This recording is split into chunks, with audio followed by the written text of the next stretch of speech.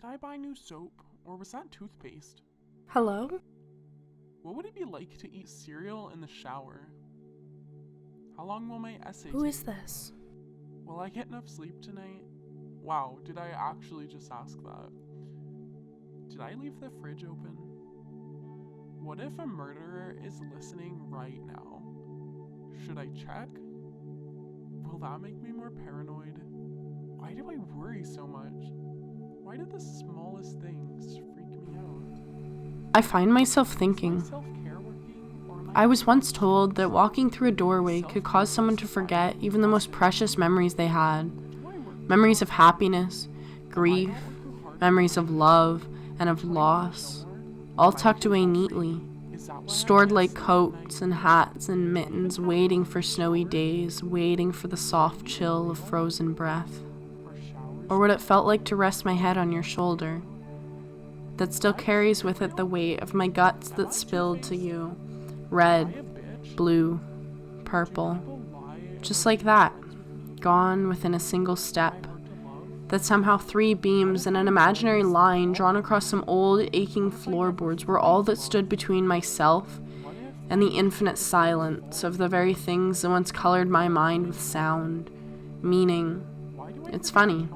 I can make myself believe almost anything if I think about it for long enough. Who are you? My mom always says the thing about leaving is that everyone will be here when I get back. But no one will ever be the same, and much like leaving a party early, they will easily forget the space I left. These faces swear they'll never change, they scream it, but the only thing you can ever be sure of is that things always change. How is it that people never change, and yet they do? What happened? There are moments, frames, in my life where I left a version of myself behind.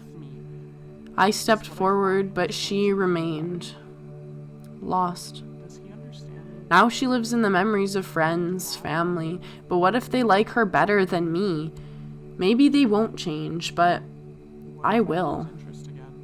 I already have. Where are you? I'm I'm sorry about last night. It's always been really hard for me to open up. I find myself thinking about you a lot. I don't want to be someone that just happens to be available while you look for other people. I want you to choose me. I am not going to let my personal pride or masochistic tendencies get in the way this time of something that has very quickly grown to mean so much to me.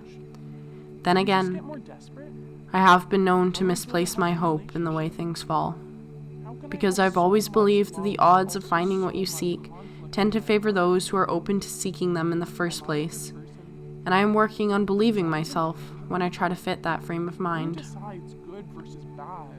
I have a hard time coming to terms with myself. Imagining a healthy, loving relationship, I can't. I don't have any examples, and to me, doubt rings true, and I just cannot make myself believe. Sounds silly. I know I'm only 18, but how does this differ with age? Do we all just get more desperate? Urgency and the impending threat of infertility do seem like excellent ingredients in a loving relationship. I think that for a while, I did love you, but how can this ever work when I want to change and you're perfectly happy where you are? Stagnant. But maybe one encourages the other. Is it you? So here we are. And I can vaguely and strangely trace your outline. I can remember what it felt like to know you. I can remember what it was like to laugh wildly at nothing, eternally, until I'm gasping for air. I will never forget that. How could I?